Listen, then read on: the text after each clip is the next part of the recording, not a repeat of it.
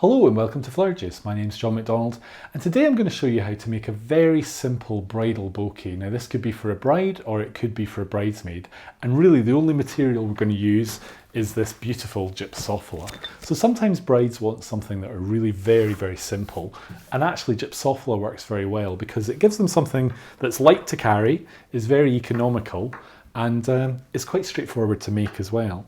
So this is Million Star Gypsophila and we've got quite a few stems, but we're not going to need loads. What I'm going to do is I'm going to look at the stems and we're just going to take out any bits that are broken because we don't want them, and then we're just going to split this down into units. So I'm wanting nice long stems, and middle bit like that is fine as well. So we're going to cut a few different ones first. So that's not so pretty. And that is us just getting ourselves prepared before we put this together. What you're looking for really is pieces that have a nice shape. So like that has a nice shape, and then this, we've cut it down to the stem, but we can cut it further down if we want the stem longer. And with a Gypsophila bouquet, you can make it quite light or you can make it quite heavy. But I think I wouldn't want to go skimpy and have too little. So let's see what we have. So really I'm looking at this thinking this is quite a lot of Gypsophila. This is probably more than enough. So really just laying it out in front of you lets you see the different stems and what we have. And then we can work from here. So if I take a stem like this gives us our center, and then really we can just start adding them in. So again, you're still going to want to spiral your stems. So as you work round, you're laying them all in a consistent way, and we're just going to work our way around. So it's going to be a little bit low.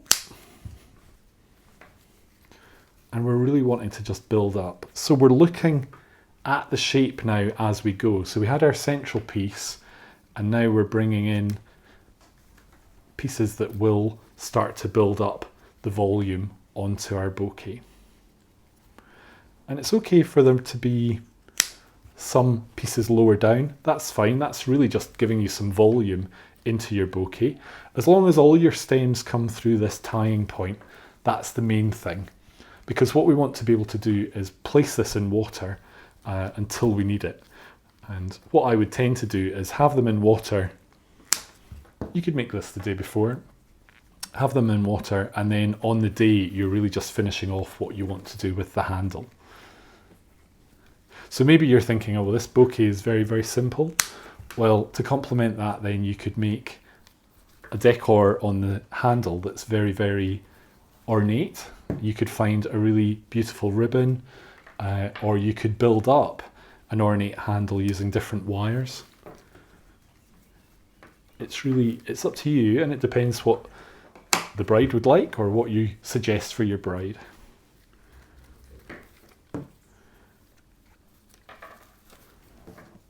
But literally, it's as simple as that. So we've got a nice shape. Just basically check to make sure that everything's sitting well. And now we can tie it. So really just with a garden twine, we can go round a couple of times at the top and just tie that off.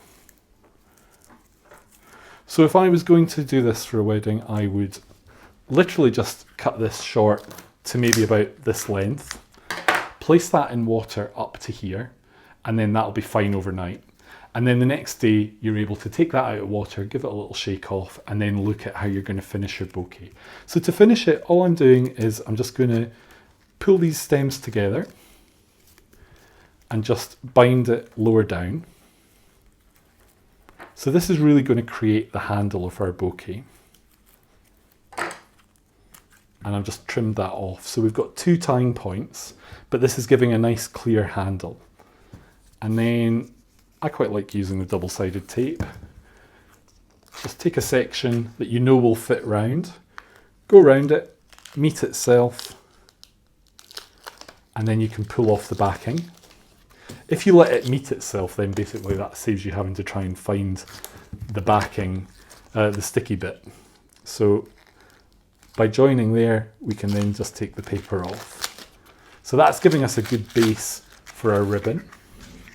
And for our ribbon, we're just going to start at the bottom and start winding round. Now if the phone goes, this is great because you can literally drop it down and it won't unravel. Basically, it's quite secure by having that binding. What a lot of people also like to do is maybe use the tape that you would use for making a corsage and use that as a binding. And that's a good way of holding your ribbon as well. So now we've got to the top, I'm just taking that off. I'm going to fold this ribbon over, and then we're just going to use 3 pins. So if I put a pin in the middle and just straight in, well, I say straight in, what you really want to do is put your stem of your pin at an angle, and then that follows the stems that you've already got. So we just end up with a very neat ribbon, a neat handle to hold, and these pins. Now you could put this back into water until you're ready to box it, but just before you box it, you want to just trim off, so you end up with completely neat stems, a nice binding, and a beautiful bouquet of fresh Gypsophila that has a bit of a perfume as well. Now if you want, you could add a few little key flowers into there, a touch of lavender or a few just little rosebuds, but this gives you a structure and a base for a very simple bouquet.